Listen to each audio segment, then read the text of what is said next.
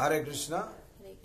এখন আমরা শ্রীমদ্ ভগবদ গীতার শ্লোক পাঠ করবো, আপনারা শুনবেন।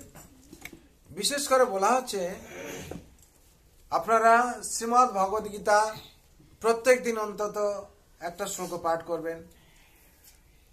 আর যে অনুবাদ আছে ভালো করে বুঝবেন, আর শ্রীমদ্ ভগবদ গীতার তাৎপর্যটা ভালো করে পড়ে বুঝবেন। ভগবান গীতাতে সারাংশ দিয়েছেন। কি দিয়েছেন না, বিশেষ করে ভগবান বিভিন্ন জায়গায় বলেছেন যে আমার ভক্ত হবে তার কখন পতন হবে না, আর আমার যে ভক্ত হয়ে যাবে তাকে সব পাপ থেকে মুক্তি করে দেব।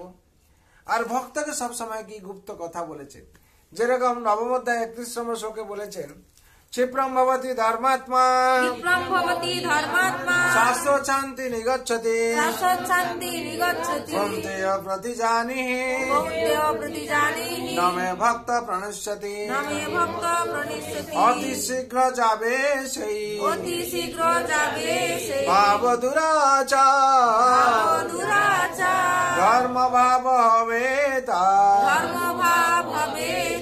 भक्तिते আমার হে কৌন্তেয় প্রতিজ্ঞায় শোনো হে আমার যে ভক্ত নাশ নাহি তার। ভগবান কি বললেন, অতি শীঘ্র যাবে সেই ভাব দুরাচার। যদি সে দুরাচারী হয়ে থাকে, যদি সে ডাকাত হয়ে থাকে, যদি সে কুকর্ম হয়ে থাকে, তাহলে ভগবান চরণে শরণ নিলে কি হবে, তার দুরাচার ভাব চলে যাবে। এর উদাহরণ ভগবান দিয়েছেন। দস্যু রত্নাকর কি ডাকাত ছিল, মার্ডার না করলে তার চলতো না। যখন সে ভগবান চরণে শরণ নিল, কি হলো, নাম জপ করার মাধ্যমে তার কি হলো না, সে বাল্মীকি হয়ে গেল। এই মরা জপ করছিল, যে কি রাম নাম জপ করার শক্তি ছিল না। মরা জপ করতে করতে হে রাম উল্টা নাম জপ করতো। উল্টা নাম জপ করাতে কি হলো না, সে রাম হলো, রাম জপ করতে পারলো। জপ করার ফলে কি হলো না, তার জীবনের উদ্ধার হয়ে গেল, বাল্মীকি হয়ে গেল। আর বাল্মীকি হয়ে গিয়ে রামায়ণ লিখতে শুরু করলে।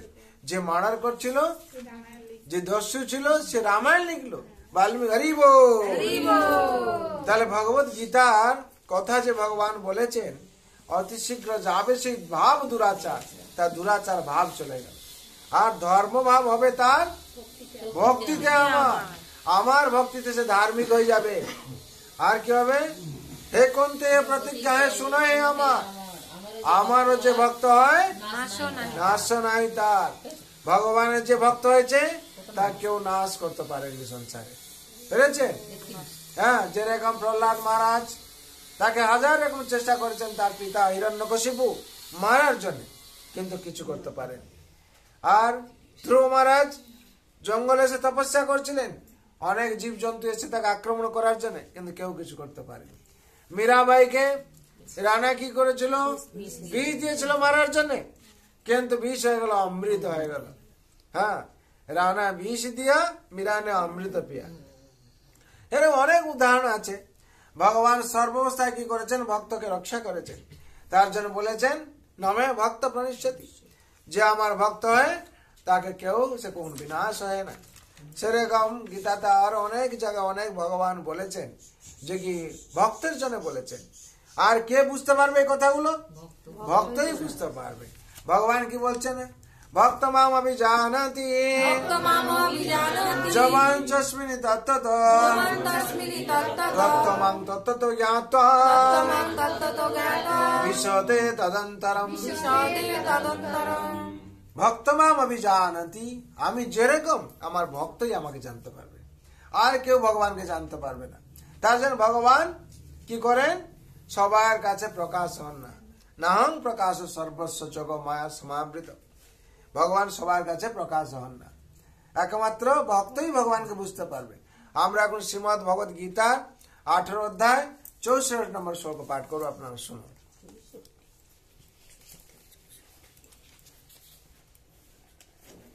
দেখো,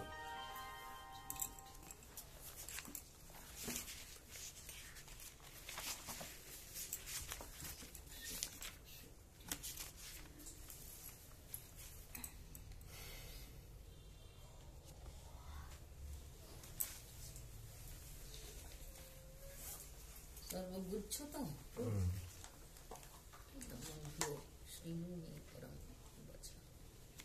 পড়ুন পড়ুন।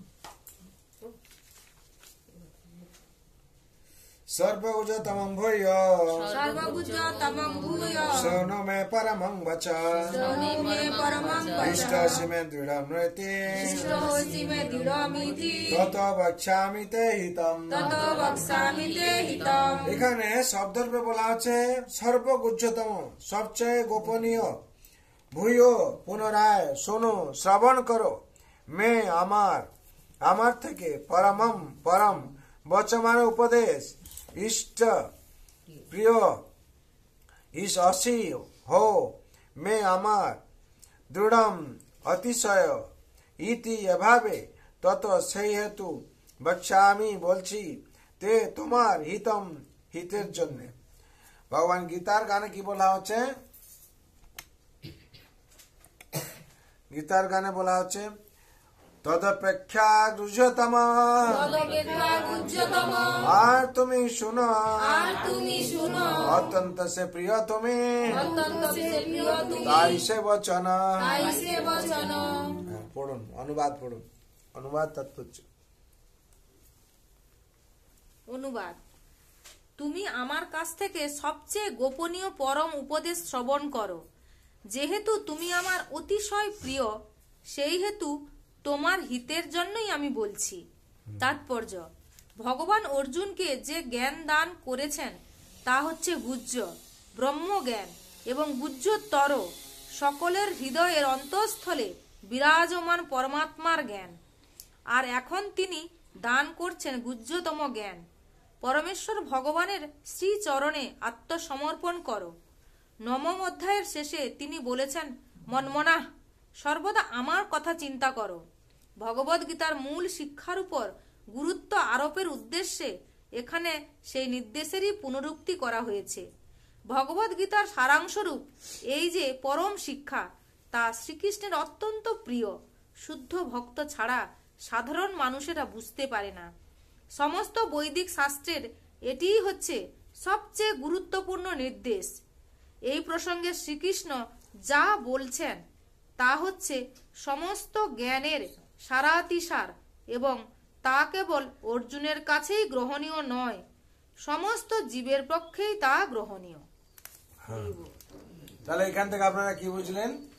যে হচ্ছে এখানে সব থেকে গুহ্যতম কথা ভগবান বলছেন কাকে? ভক্তকে বলছেন, তার শিষ্যকে, হ্যাঁ, সখাকে বলছেন, অর্জুনকে বলছেন। সেরকম নেক্সট চলে যান। মিনা দিদি, আমার দিদি, আচ্ছা, 65 নম্বর শ্লোক পড়ুন। মন্মনা ভব মদ্ভক্ত মজ্জাজিমাং নমস্কুরু মামে বস্যসি সত্যং তে প্রতিজানে প্রিয়সি মে। এখানে শব্দরূপে বলা হচ্ছে মন্মনা মানে মদগত চিত্ত, ভব মানে হো, মদ্ভক্ত মানে আমার ভক্ত, মজ্জাজি মানে আমার পূজক, মাম মানে আমাকে, নমস্কুরু নমস্কার করো, মা মানে আমাকে, এব অবশ্যই এসসি প্রাপ্ত হবে, সত্যম সত্যি তে তোমার কাছে, প্রতি জানে প্রতিজ্ঞা করছি, প্রিয় প্রিয় অসি তুমি হো, মে আমার। গীতার গান বলা আছে মন্মনা মদ্ভক্ত ওরে নমস্কার, আমাকে পাইবে তুমি, প্রতিজ্ঞা আমার। আমাদের অনুবাদ পড়ুন। অনুবাদ: তুমি আমাকে চিত্ত অর্পণ করো, আমার ভক্ত হও, আমার পূজা করো এবং আমাকে নমস্কার করো, তাহলে তুমি আমাকে অবশ্যই প্রাপ্ত করবে। এই জন্য আমি তোমার কাছে সত্যি প্রতিজ্ঞা করছি, যেহেতু তুমি আমার অত্যন্ত প্রিয়। তাৎপর্য: তত্ত্বজ্ঞানের গুচ্ছতম অংশ হচ্ছে শ্রীকৃষ্ণের শুদ্ধ ভক্ত হওয়া এবং সর্বদাই তার চিন্তা করে তার জন্য কর্ম সাধন করা। পেশাধারী ধ্যানী হওয়া উচিত নয়। জীবনকে এমনভাবে গড়ে তোলা উচিত যাতে সর্বক্ষণ শ্রীকৃষ্ণের কথা চিন্তা করা যায়। সর্বক্ষণ এমনভাবে কাজকর্ম করা উচিত যাতে সমস্ত দৈনন্দিন কার্যকলাপগুলি শ্রীকৃষ্ণের সম্বন্ধে অনুষ্ঠান করা যায়। জীবনকে এমনভাবে নিয়ন্ত্রিত করা উচিত যাতে দিনের 24 ঘন্টায় শ্রীকৃষ্ণের কথা ছাড়া আর অন্য কোনো কথা চিন্তায় উদয় না হয়। ভগবান এখানে প্রতিশ্রুতি দিচ্ছেন যে যিনি এইভাবে শুদ্ধ কৃষ্ণ ভাবনা লাভ করেছেন তিনি অবশ্যই শ্রীকৃষ্ণের ধামে ফিরে যাবেন, যেখানে তিনি শ্রীকৃষ্ণের মুখোমুখি হয়ে তার সঙ্গ লাভ করতে পারবেন। তত্ত্বজ্ঞানের এই গুরুতম অংশটি অর্জুনকে বলা হয়েছে, কারণ তিনি ছিলেন শ্রীকৃষ্ণের অতি প্রিয় বন্ধু। অর্জুনের পদাঙ্ক অনুসরণ করে সকলেই শ্রীকৃষ্ণের পরম বন্ধুতে পরিণত হতে পারেন এবং অর্জুনের মতো সার্থকতা অর্জন করতে পারেন। এই কথাগুলি বলিয়ে দাও। এই কথাগুলিতে শ্রীকৃষ্ণের রূপে মনকে একাগ্র করার বিষয়ে গুরুত্ব আরোপ করা হয়েছে। যে রূপে তিনি দ্বিভুজ মুরলীধর শ্যামসুন্দর গোপ বালক, যার মুখমণ্ডল অপূর্ব শ্রীমণ্ডিত এবং মাথায় যার ময়ূরের পালক, ব্রহ্মসংহিতা ও অন্যান্য শাস্ত্রে শ্রীকৃষ্ণের রূপের বর্ণনা পাওয়া যায়। ভগবানের আদি রূপ শ্রীকৃষ্ণে মনকে নিবদ্ধ করা উচিত। ভগবানের অন্যান্য রূপেও অভিনিবেশ করা উচিত নয়। বিষ্ণু, নারায়ণ, রাম, বরাহ আদি ভগবানের অনন্ত রূপ রয়েছে, কিন্তু অর্জুনের সম্মুখে যে রূপ নিয়ে ভগবান প্রকট হয়েছিলেন ভক্তের উচিত সেই রূপেই মনকে একাগ্র করা। শ্রীকৃষ্ণের রূপে মনকে একাগ্র করাই হচ্ছে তত্ত্বজ্ঞানের গুহ্যতম অংশ এবং অর্জুনের কাছে ভগবান তা ব্যক্ত করেছিলেন, কারণ অর্জুন হচ্ছেন ভগবানের সবচেয়ে প্রিয় বন্ধু। এবার এখানে থেকে আমরা বুঝলাম ভগবানের সেই যে বিগ্রহ আছে, ভগবানের যে মূর্তি আছে, ভগবানের যে রূপ আছে সেটাকে আমাদের ধ্যান করা উচিত। এটা হচ্ছে গুপ্ত কথা ভগবান বলেছেন। আর পরবর্তী শ্লোকে চলে যাচ্ছি। অর্জুন বললেন যে এত কিছু আমি যে পাপ করেছি আমার কি হবে? পরবর্তী শ্লোকে বলা আছে সর্বধর্মান পরিত্যাজ মামেকং শরণং ব্রজ অহং ত্বং সর্বপাপেভ্যো মোক্ষয়িষ্যামি মা শুচা।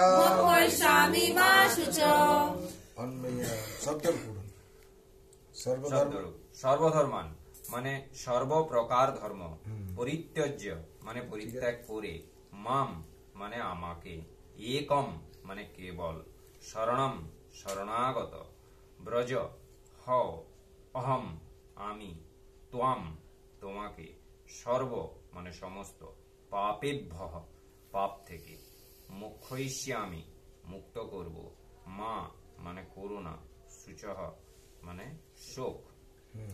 গীতার গান সর্বধর্ম ত্যাগিল আমার শরণ রক্ষিব তোমাকে আমি সদা সর্বক্ষণ কোন চিন্তা না করিবে পাপ নাহি হবে আমার শরণে তুমি পরা শান্তি পাবে।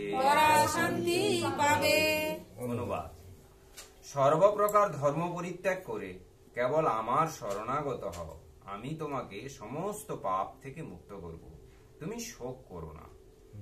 তাৎপর্য: ভগবান নানা রকম জ্ঞানের বর্ণনা করেছেন, নানা রকম ধর্মেরও বর্ণনা করেছেন, ব্রহ্ম জ্ঞানের বর্ণনা করেছেন, পরমাত্মা জ্ঞানের বর্ণনা করেছেন, সমাজ জীবনের ভিন্ন ভিন্ন বর্ণ ও আশ্রমেরও বর্ণনা করেছেন, সন্ন্যাস আশ্রমের জ্ঞান, বৈরাগ্যের জ্ঞান, মন ও ইন্দ্রিয় দমন, ধ্যান আদি সবকিছুরই বর্ণনা করেছেন। তিনি বিবিধ উপায়ে নানা রকম ধর্মের বর্ণনা করেছেন। এখন ভগবত গীতার সারাংশ বিশ্লেষণ করে ভগবান বলেছেন যে অর্জুনের উচিত যে সমস্ত ধর্মের কথা তার কাছে ব্যাখ্যা করা হয়েছে তা সবই পরিত্যাগ করা। তার উচিত কেবল শ্রীকৃষ্ণের শরণাগত হওয়া। সেই শরণাগতি তাকে সমস্ত পাপ থেকে মুক্ত করবে, কেননা ভগবান নিজেই তাকে রক্ষা করবার প্রতিশ্রুতি দিয়েছেন। আর একটু সেখান থেকে পড়ুন। এখন ভগবত গীতার সারাংশে এইখান থেকে পড়ুন। ওই শ্লোক ওই এখন ভগবত গীতার সারাংশ বিশ্লেষণ করে ভগবান বলেছেন যে অর্জুনের উচিত যে সমস্ত ধর্মের কথা তার কাছে ব্যাখ্যা করা হয়েছে তা সবই পরিত্যাগ করা। তার উচিত কেবল শ্রীকৃষ্ণের শরণাগত হওয়া। সেই শরণাগতি তাকে সমস্ত পাপ থেকে মুক্ত করবে। তাহলে শরণাগতি সমস্ত পাপ থেকে মুক্তি করবে, শরণ নেওয়া ভগবান শরণে। কেননা ভগবান নিজেই তাকে রক্ষা করবার প্রতিশ্রুতি দিয়েছেন। অহং ত্বাং সর্বপাপেভ্যো মুখ্যৈষ্যামি মা শুচি। সপ্তম অধ্যায়ে বলা হয়েছে যে যিনি সমস্ত পাপ থেকে মুক্ত হতে পেরেছেন তিনিই কেবল ভগবান শ্রীকৃষ্ণের আরাধনা করতে পারেন। এভাবেই কেউ মনে করতে পারে যে যদি না সে সব রকমের পাপ থেকে মুক্ত হচ্ছে, সে ভগবানের শরণাগতির পন্থা গ্রহণ করতে পারে না। সেই সন্দেহের পরিপ্রেক্ষিতে এখানে বলা হয়েছে যে কেউ যদি সমস্ত পাপ থেকে মুক্ত না হয়েও থাকে, কেবল শ্রীকৃষ্ণের শরণাগত হওয়ার ফলে তিনি আপনা হতেই সমস্ত পাপ থেকে মুক্ত হবেন। পাপ থেকে নিজেকে মুক্ত করবার জন্য অন্য কোনো কষ্টসাধ্য প্রচেষ্টার প্রয়োজন নেই। আমাদের উচিত শ্রীকৃষ্ণকে সমস্ত জীবের পরম পরিত্রাতা বলে দ্বিধাহীন ভাবে গ্রহণ করা। শ্রদ্ধা ও ভালোবাসার সঙ্গে আমাদের উচিত তাঁর প্রতি শরণাগত হওয়া। কার প্রতি শরণাগত হওয়া? ভগবান শ্রীকৃষ্ণের। যদি আমরা শরণ হই তাহলে কেউ সব পাপ থেকে আমরা মুক্তি পাব। তারপর হরিভক্তি বিলাসের 11/676 গ্রন্থে শ্রীকৃষ্ণের চরণে আত্মসমর্পণের পদ্ধতি বর্ণনা করা হয়েছে। আনুকূলস্য সংকল্পঃ আনুকূলস্য সংকল্প প্রতিকূলস্য বর্জনম প্রতিকূলস্য বর্জনম রক্ষিষ্যতীতি বিশ্বাসো রক্ষিষ্যতীতি বিশ্বাস গুপ্তুতে বর্ণং তথা গুপ্তুতে বর্ণং তথা আত্মনিক্ষেপ কর্পণ্যে আত্মনিক্ষেপ্ত কর্পণ্যে ষড়বিধা শরণাগতি। শরণবিদ্ধা শরণাগতি। ভক্তিযোগের পন্থায় কেবল এই সমস্ত ধর্মের আচরণ করা উচিত যা পরিণামে শুদ্ধ ভগবত ভক্তি প্রদান করবে। কেউ বর্ণ অনুসারে তার স্বধর্মের অনুষ্ঠান করে যেতে পারেন, কিন্তু তার কর্তব্য সম্পাদন করার ফলে তিনি যদি কৃষ্ণ ভাবনাময় ভগবত ভক্তি লাভ না করেন তাহলে তার সমস্ত কর্মই অর্থহীন। যা কৃষ্ণ ভাবনায় শুদ্ধ ভক্তি প্রদান করে না তা পরিত্যাজ্য।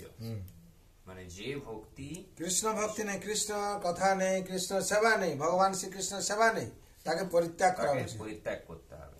মানুষের দৃঢ় বিশ্বাস থাকা উচিত যে সমস্ত দুঃখ দুর্দশা থেকে শ্রীকৃষ্ণ সর্বতভাবে রক্ষা করবেন। দেহ ও আত্মা একত্রে কিভাবে রাখা হবে তা নিয়ে দুশ্চিন্তা করার কোনো প্রয়োজন নেই।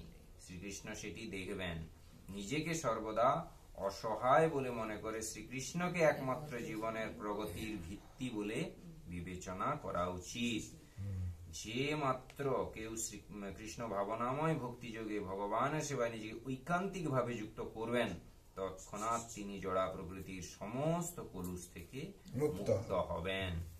জ্ঞানের অনুশীলন ও যোগ সাধনার ধ্যান আদি অনুশীলনের মধ্যে বিভিন্ন রকমের ধর্মীয় পদ্ধতি ও শোধনকারী পদ্ধতি রয়েছে, কিন্তু যিনি শ্রীকৃষ্ণের চরণে আত্মসমর্পণ করেছেন তাঁকে এই সমস্ত ধর্ম অনুষ্ঠান করতে হয় না। কেবল শ্রীকৃষ্ণের শরণাগত হওয়ার ফলে তাকে অনর্থক সময় নষ্ট করতে হয় না। এভাবেই তৎক্ষণাৎ সমস্ত রকম উন্নতি সাধন করে সমস্ত পাপ থেকে মুক্ত হওয়া যায়। শ্রীকৃষ্ণের অপূর্ব সুন্দর রূপে আকৃষ্ট হওয়া উচিত। তাঁর নাম শ্রীকৃষ্ণ, কারণ তিনি সর্বাকর্ষক। যিনি শ্রীকৃষ্ণের অপূর্ব সুন্দর সর্বশক্তিমান সর্বাকর্ষক রূপে আকৃষ্ট হন তিনি মহাভাগ্যবান। নানা রকম পরমার্থবাদী রয়েছে। তাদের মধ্যে কেউ নির্বিশেষ ব্রহ্মজ্যোতির প্রতি আসক্ত, কেউ পরমাত্মা রূপের প্রতি আকৃষ্ট, কিন্তু যিনি পরমেশ্বর ভগবানের সবিশেষ রূপের প্রতি আকৃষ্ট এবং সর্বোপরি যিনি স্বয়ং ভগবান শ্রীকৃষ্ণের প্রতি আকৃষ্ট তিনি সমস্ত পরমার্থবাদীদের মধ্যে শ্রেষ্ঠ। প্রক্ষান্তরে বলা যায় পূর্ণ চেতনায় কৃষ্ণ ভক্তি হচ্ছে গুহ্যতম জ্ঞান। এবং সেটি হচ্ছে সমস্ত ভগবদ গীতার সারমর্ম। সমস্ত ভগবদ গীতার সারমর্ম কি? ভগবানের ভক্তি করা, শ্রীকৃষ্ণের ভক্ত হওয়া, কারণে আত্মসমর্পণ করা। কর্মযোগী, জ্ঞানী, যোগী ও ভক্ত এদের সকলকেই বলা হয় পরমার্থবাদী, কিন্তু যিনি শুদ্ধ ভক্ত তিনিই সর্বশ্রেষ্ঠ। যে বিশেষ শব্দটি এখানে প্রয়োগ করা হয়েছে তা হচ্ছে মা সূচ, ভয় করো না, দ্বিধা করো না, উদ্বিগ্ন হয়েও না। তা অত্যন্ত তাৎপর্যপূর্ণ। কেউ মনে করতে পারেন সব রকমের ধর্ম পরিত্যাগ করে কেবল শ্রীকৃষ্ণের শরণাগত হওয়া কি করে সম্ভব, কিন্তু এই ধরনের দুশ্চিন্তা নিরর্থক, নিরর্থক। নিরর্থক। হরি হরি বল। তাহলে বিশেষ করে আমরা এই তিনটে শ্লোক থেকে কি দেখতে পেলাম, শুনতে পেলাম, যে ভগবান প্রথম শ্লোকে বলছেন সর্বগুহ্যতম ভূয় শোনামে পরম বচন ইষ্টস্মে দৃঢ়মৃতি তত বক্ষ্যামি তে হিতম। তোমার হিতের জন্য বলছি এই কথা। কি হিত আমার? না, তোমাকে যেটা বলছি ভগবান বলছেন তুমি সেটাই করো। কি ভগবান বলছেন আমাকে?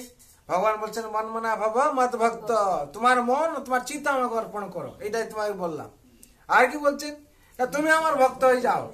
33 কোটি দেবতা আছেন, এদিকে তাকাল হবে না, তুমি শুধু আমার ভক্ত হও। আর কি বলছেন? না, তুমি আমাকে পুজো করো, তোমার এত সময় নেই, তুমি এত কিছু করতে পারো না, তুমি আমাকেই পুজো করো, কেন আমার যা গুণ তোমার মধ্যে প্রবেশ করবে। ভগবান তার সখাকে বলছেন, তার ভক্তকে বলছেন, মাধ্যমে রেখেছেন কাকে? অর্জুনকে রেখেছেন। আর সেই অর্জুন আমাদের প্রতিনিধি নাকি? অর্জুন মাধ্যমে দিয়ে আমাদের বুঝতে হবে ব্যাপারটা। আর কি বলছেন? মজ্জা আজিমা নমস্কুরু, আমাকে তুমি নমস্কার করো। হ্যাঁ, কখন নমস্কার? না, যখন তুমি যাচ্ছ কমসে কম 5 বার আমাদের নমস্কার করা উচিত। কখন কখন? সকালবেলা ঘুম থেকে উঠে, আর কি কর্মে আমরা যখন বেরোচ্ছি একবার, আর কর্ম থেকে এসে একবার, 3 বার হলো। যখন ভোজন করছি তখন একবার, হ্যাঁ, আর কখন মহাপ্রসাদ শয়ন সময় একবার করে। শয়নের সময়। তাহলে 5 বার হলো, কমসে কম 5 বার করা উচিত। আর তো যতবার করতে পারবেন ততবার ভালো। বৈষ্ণবরা 1000 বার করেন প্রণাম, হ্যাঁ, বৃন্দাবন 1000 বার প্রণাম। যত প্রণাম করতে পারবেন তত ভালো, মঙ্গল কৃপা পাবেন। এ সেকেন্ড শ্লোকটা গেল, মন মনা ভব মত ভব। 65 নম্বর শ্লোক। 66 কি বলছেন? অর্জুন তখন বলছেন, আমি যে এত পাপ করেছি, এত যুদ্ধ করলাম, সব মারলাম, এ করলাম, কি করে উদ্ধার হবে? আমি কি করে উদ্ধার হবো? বলছেন তোমার চিন্তা করার নেই। অহং ত্বাং সর্বপাপেভ্য মুখ্যস্যামি মা শুচ, আমি তোমার সব পাপ থেকে মুক্তি করে দেব। কেন? ভগবান রাম যখন হচ্ছে রাবণকে মারবেন বলে পরিকল্পনা করছিলেন, কাকে পাঠাবেন, কে যাবে, কে গেল? হনুমন্ত মহারাজ গেল। হনুমান গিয়ে লঙ্কাতে সবাইকে মারলো, যাকে যাকে মারলো, আর কি করলো? লঙ্কা ধ্বংস করে দিয়ে চলে এলো। সে এত পাপ করলো, আমরা বলছি এত মার্ডার করেছে, এত কিছু করেছে, কিন্তু একটা পাপ বলে লেখা হয়নি। কেন? ভগবানের নির্দেশে হয়েছে ওটা। ভগবানের ভাগ। সেটা ভগবানের নির্দেশে যদি কিছু হয় তখন সে পাপ হয় না। আর ভগবানের উদ্দেশ্যে যদি আমরা ভোগ লাগাই, যদি আমরা সবজি কাটি, সবজি এ করে ভোগ লাগাই, তখন পাপ হয় না। কেন? ভগবান সমস্ত পাপ থেকে মুক্তি দিয়ে দিয়েছে। সেরকম 66 নম্বর শ্লোকে বলেন, সর্বধর্মান পরিত্যাজ্য মাম একম শরণং ব্রজ, তুমি একমাত্র আমার চরণে শরণ নাও। কেন শরণ নেবে? না, অহং ত্বাং সর্ব পাপেভ্য মুখ্যস্যামি মা শুচ। মা শুচ কথাটি বললেন, তুমি ডরো না, ভয় করো না, হ্যাঁ, অবশ্যই তোমাকে আমি মুক্তি দেব। আর ভগবান অবশ্যই কি করছেন? মুক্তি দিয়েছে। হ্যাঁ, পাণ্ডবরা ছিল 5 ভাই ছিল নাকি, আর কৌরবরা 100 ভাই ছিল। 100 ভাই একজনও বাঁচেনি। আর পাণ্ডবরা যেহেতু ভগবান চরণে শরণ নিয়েছিল, তারা 5 ভাই হ্যাঁ, আর যে এক ভাই ভগবানের শরণে আসেনি, সে তার কি হয়েছে? তার বিনাশ হয়েছে। কর্ণ, হ্যাঁ, যেহেতু ভগবান শরণে আসতে পারেনি, ভগবানের কথা সে মানেনি, তার জন্য সে বিনাশ হয়েছে। সেরকম সংসারে যদি আমরা ভগবান শ্রীকৃষ্ণের চরণে আত্মসমর্পণ করি এবং উনার ভক্ত হই এবং উনার অনুশাসন পালন করি, তাহলে কি হবে? আমাদের সার্বিক মঙ্গল হবে। অবশেষে আমরা ভগবত ধামে প্রবেশ করবো। হরি বল। एक शास्त्र देवकी पुत्र गीतम एक शास्त्र देवकी पुत्र एक देव देवकी पुत्र एव एक देव देवकी पुत्र एक मंत्र जस्य नमामि जानी एक मंत्र दर्शन नामी कर्म पेकंतस्य देवस्य सेवा कर्म बेकंतस्य देवस्य যেই দিন আমাদের সবাই এক শাস্ত্র দেবকী পুত্র গীতম একটাই শাস্ত্র অধ্যয়ন করব আমরা আর তার সেই জ্ঞান আহরণ করে ইমপ্লিমেন্টেশন করব আমরা প্রয়োগ করব জীবনে তখন কি আমরা শান্তি পাবো আর এক দেব দেবকী পুত্র এব এক দেব দেবকী পুত্র একটাই দেবতা ভগবান শ্রীকৃষ্ণ যেদিন উনাকে আমরা পুজো করব সেদিন শান্তি পাবো ঠিক আর উনার শাস্ত্র এক শাস্ত্র দেবকী পুত্র গীতম গীতা পড়বো গীতার কথা উপদেশকে আমরা জীবনে কি করব হ্যাঁ জীবনে আমরা প্রতিফলিত করাবো কিংবা ইমপ্লিমেন্টেশন করব সেই দিন আমাদের কি হবে আমাদের সার্বিক মঙ্গল ও শান্তি পাবো আর এক দেব যেটা ভগবান শ্রীকৃষ্ণকে যেদিন আমরা পুজো করব সর্বেশ্বর বলে মনে করব সেই দিন আমাদের জীবনে শান্তি পাবো আর এক মন্ত্র যস্য নমামি জানি একটাই মন্ত্র হরে কৃষ্ণ কৃষ্ণ কৃষ্ণ কৃষ্ণ হরে হরে হরে রাম রাম রাম হরে হরে ইতি ষোড়শকং নামং বলি কলমসনাসনম নাতো পরতর উপায়